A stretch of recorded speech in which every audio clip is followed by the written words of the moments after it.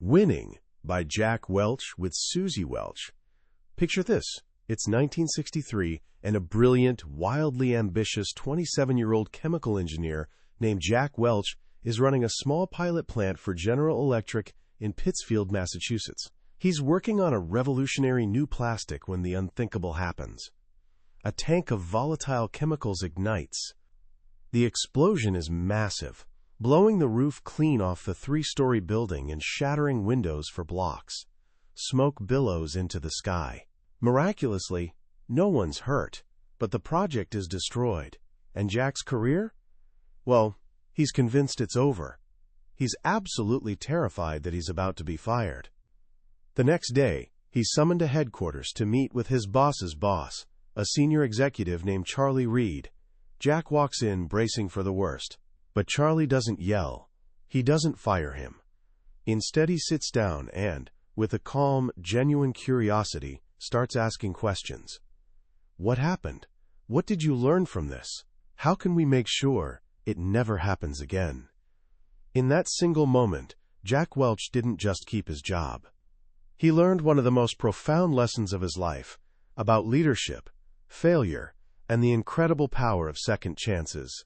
That young engineer would go on to become one of the most legendary and controversial business leaders of the 20th century.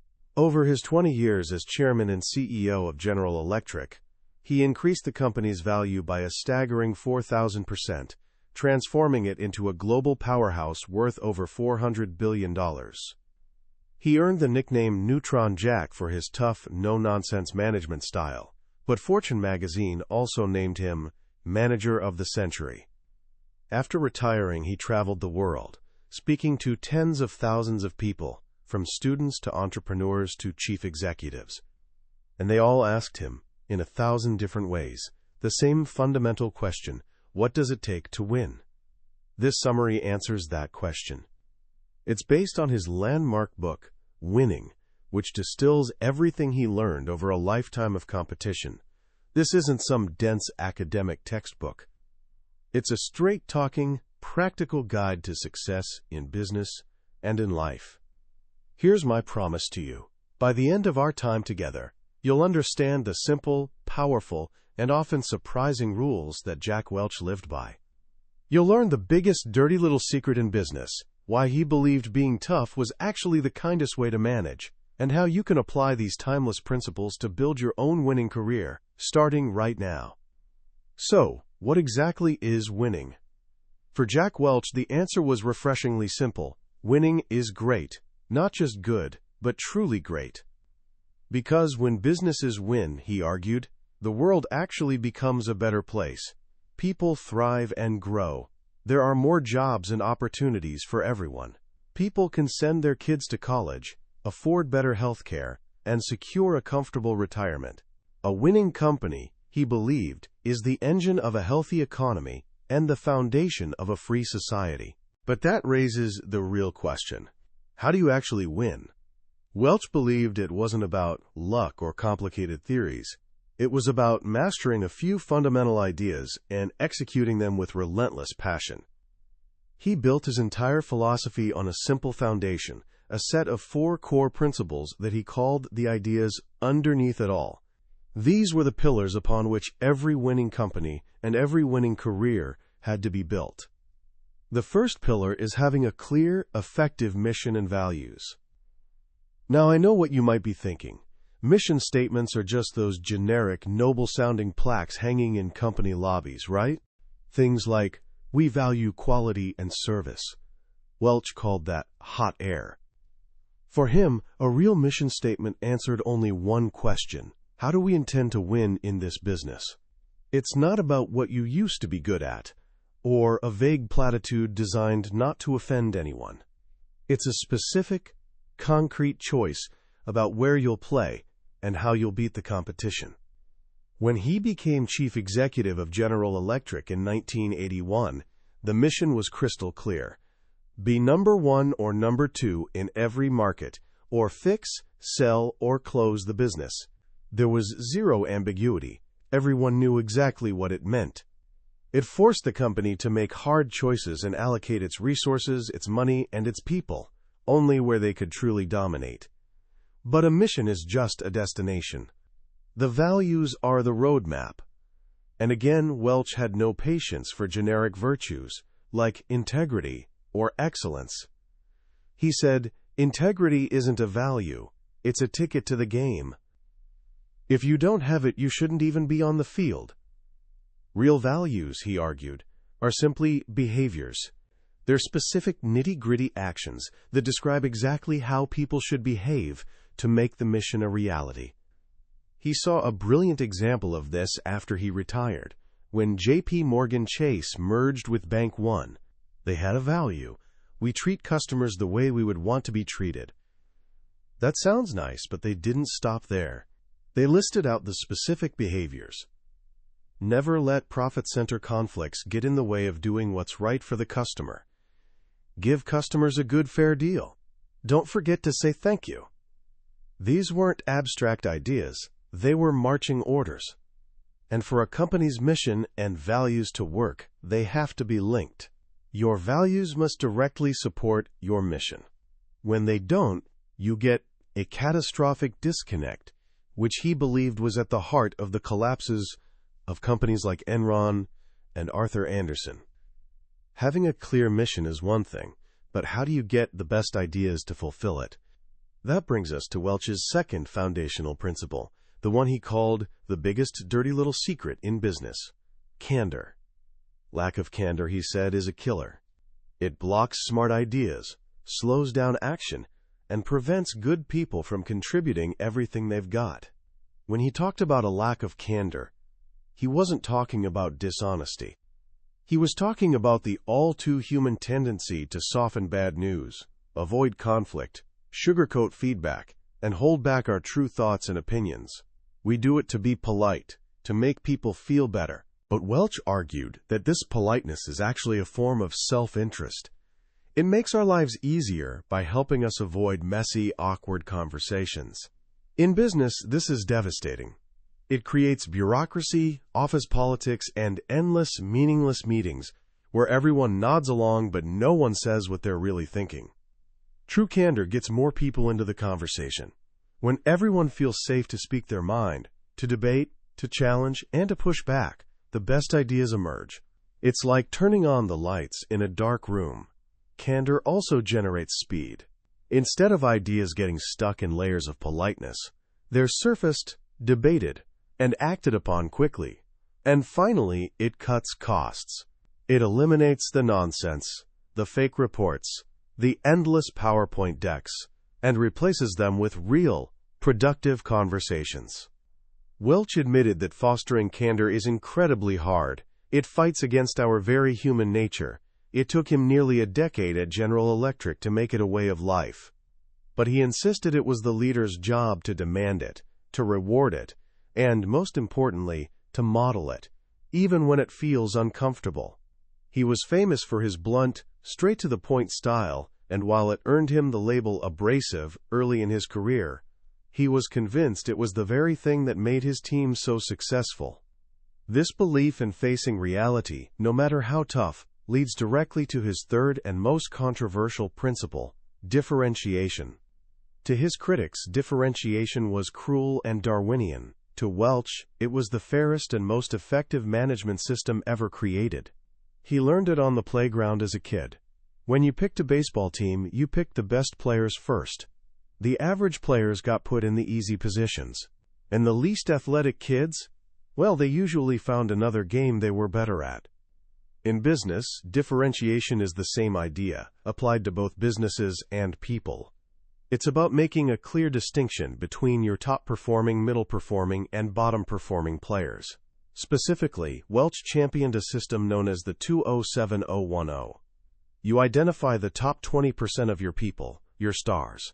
These are the ones who get it done, who live the values, and who energize everyone around them.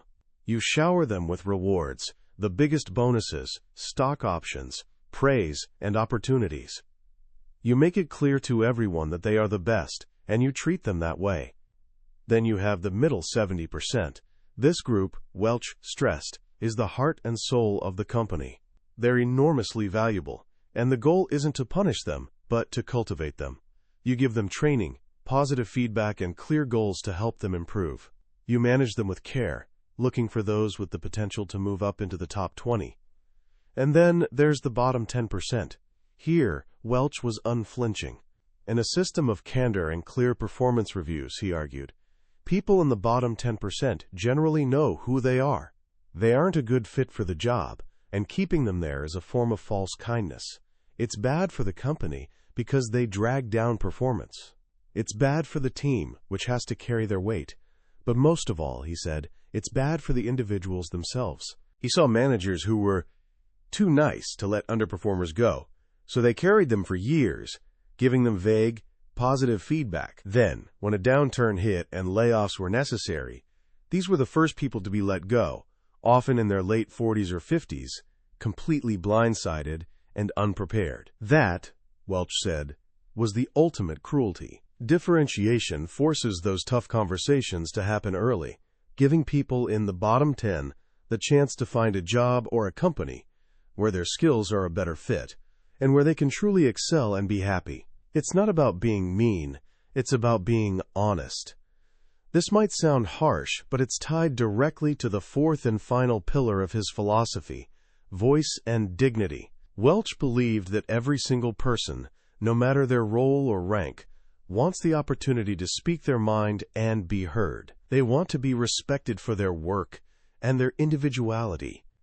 Early in his time as chief executive, he would hold marathon question-and-answer sessions at General Electric's Leadership Center in Crotonville. He was constantly peppered with detailed questions about local business issues, things their own bosses should have answered.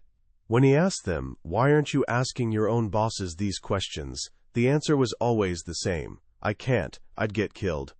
This was a revelation. He realized that the vast majority of people in most organizations stay silent because they feel they can't speak up, and they haven't been asked. To solve this, he created a process called workout. It was like a New England town meeting. Groups of 30 to 100 employees would gather for a few days with a facilitator to brainstorm better ways of doing things and tear down bureaucracy. The boss was there at the beginning to lay out the challenge, and then would leave. At the end, the boss would return and had to give an on-the-spot yes or no to 75% of the recommendations. Workout was revolutionary. It unleashed an explosion of productivity and creativity across the company. It brought, as Welch put it, every brain into the game. He famously recalled an appliance worker telling him, "For 25 years you paid for my hands when you could have had my brain as well. For nothing." By giving people a voice and the dignity of being heard, the company became infinitely smarter and stronger. So these four principles, mission and values, candor, differentiation, and voice and dignity, form the bedrock of winning. But how do you put them into practice? How do you build the engine? That's where we turn from the philosophy to the mechanics of running a company. And it all starts with leadership. Welch had a profound insight about the transition to leadership. Before you are a leader, he said, success is all about growing yourself. When you become a leader, success is all about growing others. That single sentence captures the fundamental shift that must occur. It's not about you anymore. It's about them. He laid out 8 rules for leaders, which became his guideposts. First, leaders relentlessly upgrade their team. He saw a leader as a gardener, with a watering can in one hand and fertilizer in the other.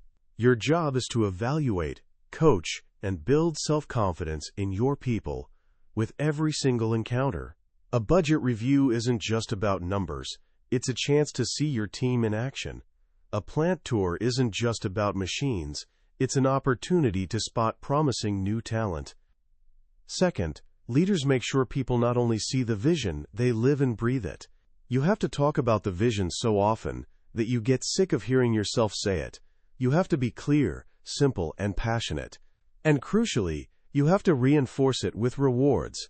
As one of his friends said, "Show me a company's compensation plans, and I'll show you how its people behave." Third, leaders get into everyone's skin, exuding positive energy and optimism. A leader's mood is contagious. A pessimistic sourpuss leader will create an unhappy, losing team.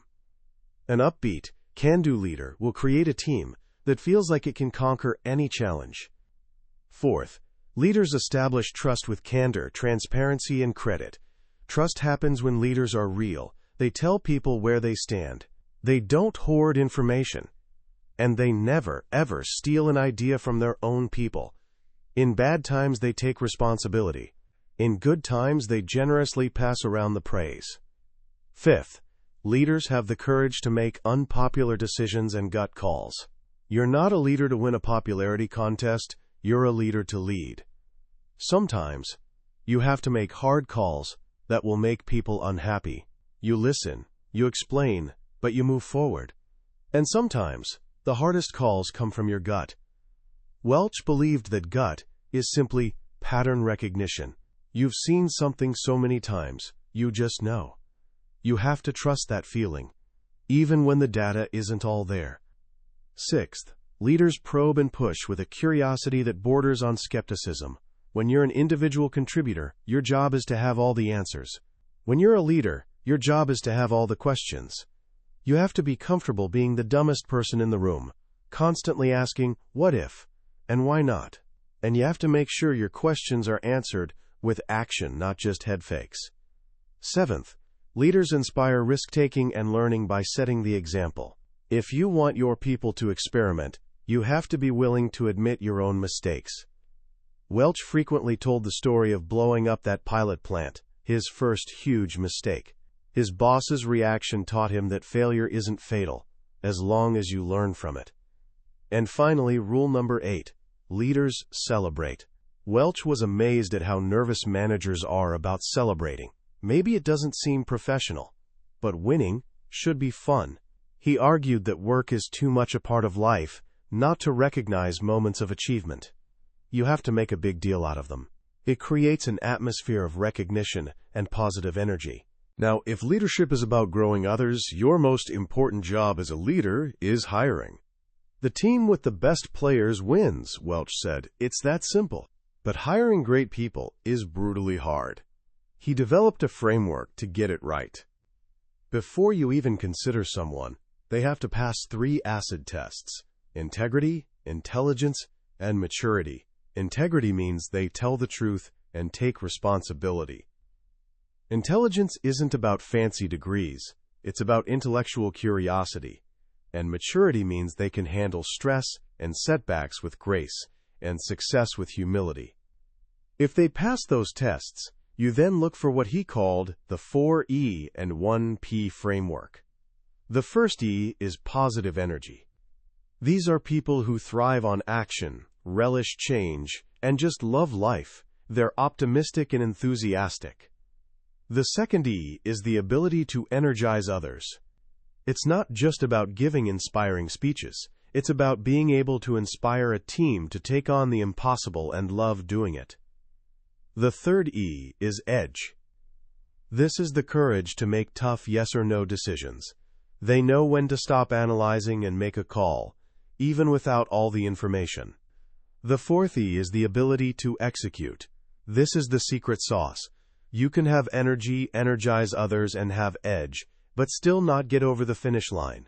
People who can execute know how to put decisions into action and push them through to completion, no matter the obstacles. And if a candidate has all 4 E's, you look for the final P, passion, a heartfelt, deep excitement about the work. Passionate people care in their bones about winning, and they get a huge kick when the people around them succeed. Once you've hired these winners, you have to manage them. This leads us to people management, which Welch saw as the real work of any leader. He had 6 fundamental practices. 1. Elevate human resources to a position of power. He believed the head of human resources should be the second most important person in any organization, equal to the chief financial officer. Great human resources people are a hybrid of a pastor and a parent. They hear all sins without judgment, and they give it to you straight when you're off track. 2. Use a rigorous, non-bureaucratic evaluation system. People have to know where they stand. Feedback should be candid, consistent, and frequent. 3. Create effective mechanisms to motivate and retain. This means money, recognition, and training. Tie great performance to great rewards, both in the wallet and in the soul. 4. Face straight into charged relationships. This means dealing head-on with unions, but also with difficult personalities in the office. The brilliant but arrogant stars who need to be kept in check. The sliders, once good performers who have hit a wall and need to be re-energized or moved on. And the disruptors, who cause trouble for sport and need to be removed. 5. Fight gravity and treat the middle 70% like the heart and soul of the organization. Don't spend all your time on the stars and the troublemakers. The majority of your people are in the middle, and they need coaching, attention, and appreciation. And 6. Design a flat organization chart with blindingly clear responsibilities. Layers add complexity, slow things down, and create bureaucracy. Keep it simple and clear. Of course, sometimes people management involves the hardest task of all, parting ways. Firing someone is awful for both people involved. Welch laid out 2 guiding principles to do it right: no surprises and minimal humiliation. No surprises means that, through a system of candid and regular performance reviews, the person being let go should never be shocked. They should have seen it coming.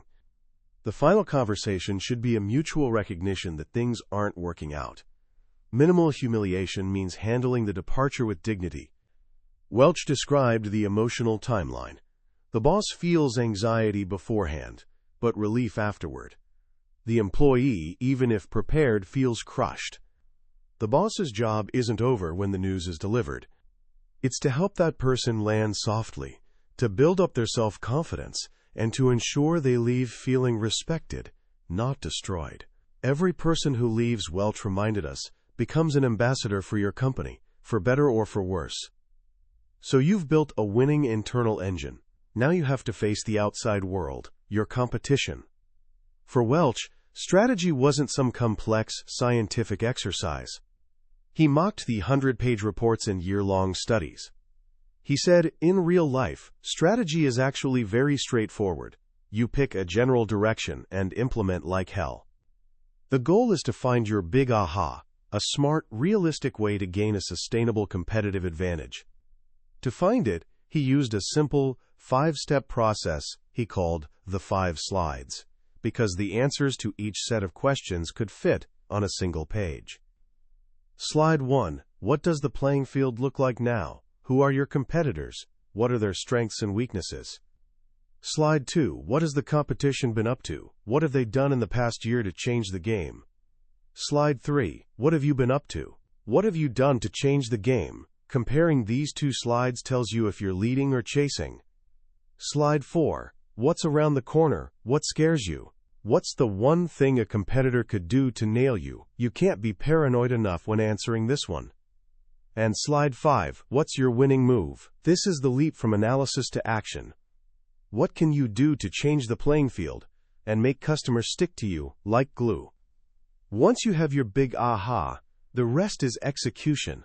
You put the right people on it, and you relentlessly seek out and improve upon the best practices from anywhere you can find them. A key part of executing your strategy is budgeting, which Welch called the most ineffective practice in management. He said it sucks the energy, time, and big dreams out of an organization. He saw 2 killing dynamics.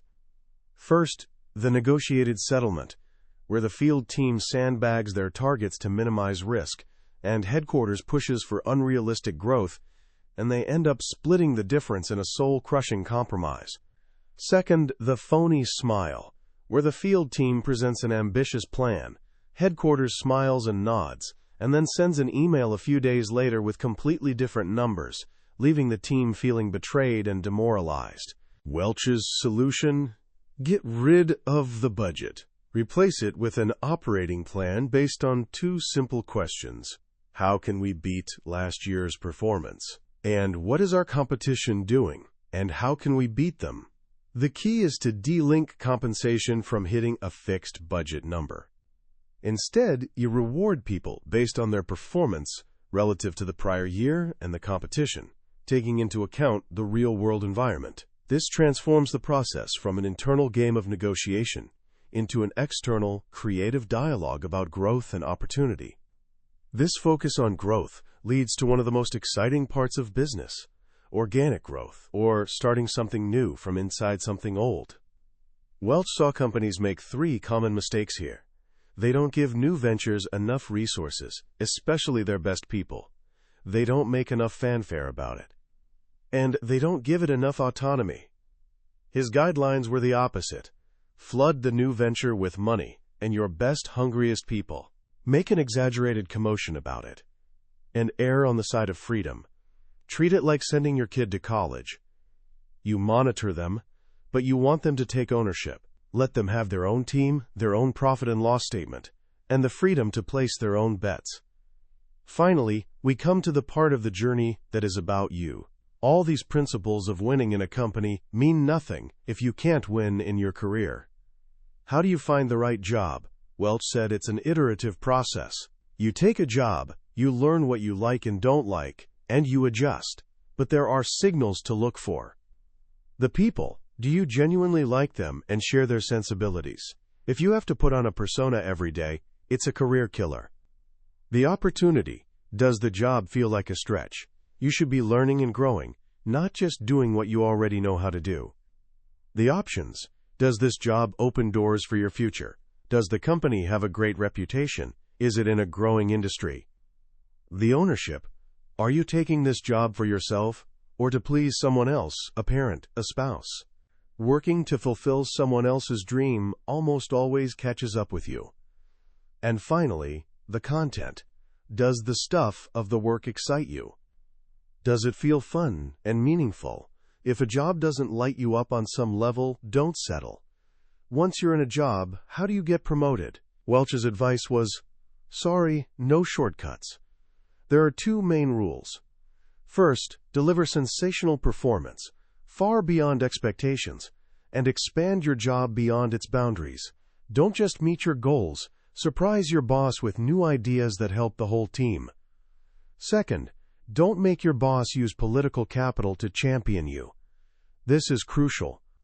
You drain your boss's political capital when you violate the company's values, when you're not candid, when you hog credit, or when you're just plain difficult to be around.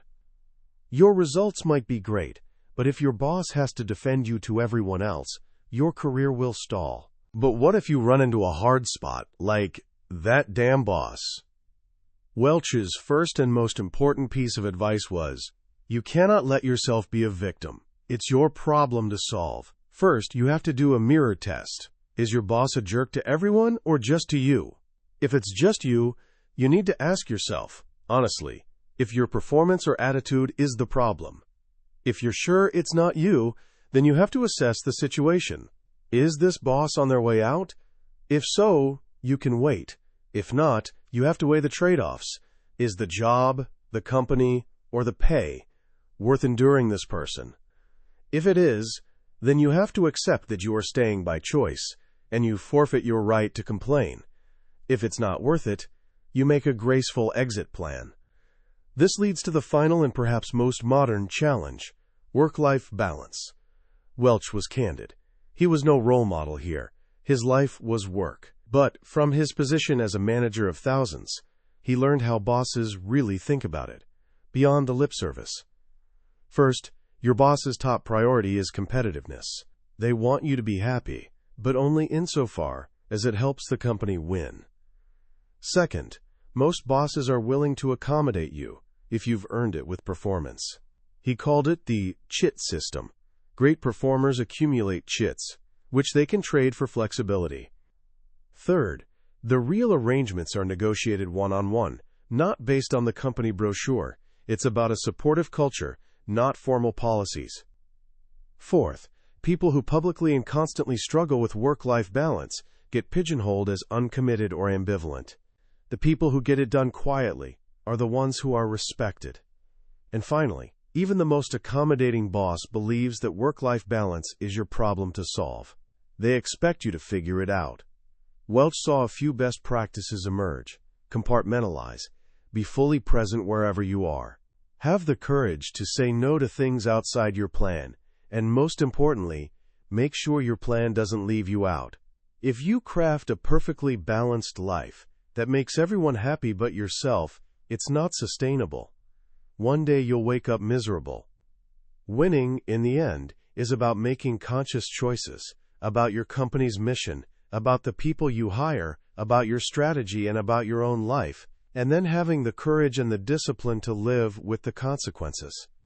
As we step back from the incredible breadth of Jack Welch's playbook, one single, powerful theme shines through: reality. At its core, winning is a manifesto for facing the world as it is, not as we wish it would be. Welch's entire philosophy was a war against the comforting illusions, the polite fictions, and the bureaucratic nonsense that can cripple organizations and careers.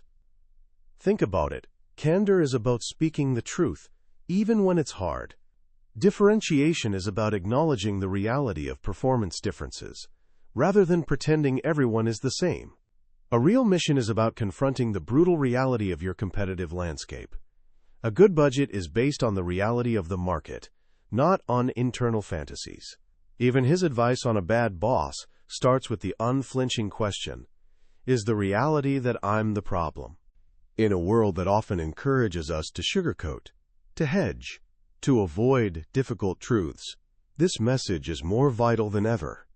It's a call to strip away the jargon and the complexity and get back to what truly matters. And this isn't just a book for future chief executives of Fortune 500 companies. The principles are universal, and they can be applied right now, no matter where you are in your journey. When you're working on a group project for school, are you practicing candor? Are you willing to tell a friend that their part of the presentation isn't up to scratch? Not to be mean, but because you want the whole team to win. That's Welch's philosophy in action. When you're picking a team for a pickup basketball game, or even a video game, are you practicing differentiation? You naturally pick the best players first because you want to win. You're putting your best resources where they can have the most impact. When a teacher gives you a tough but fair critique of your work, do you see it as a personal attack, or do you see it as an invaluable opportunity to learn and grow? That's facing reality. The beauty of winning is its raw, unvarnished simplicity. It demystifies the world of business and leadership, turning it from a complex science into a practical art. It's a reminder that success isn't about having all the answers, but about having the courage to ask the right questions and the discipline to act on the answers you find. So how can you start applying these ideas today?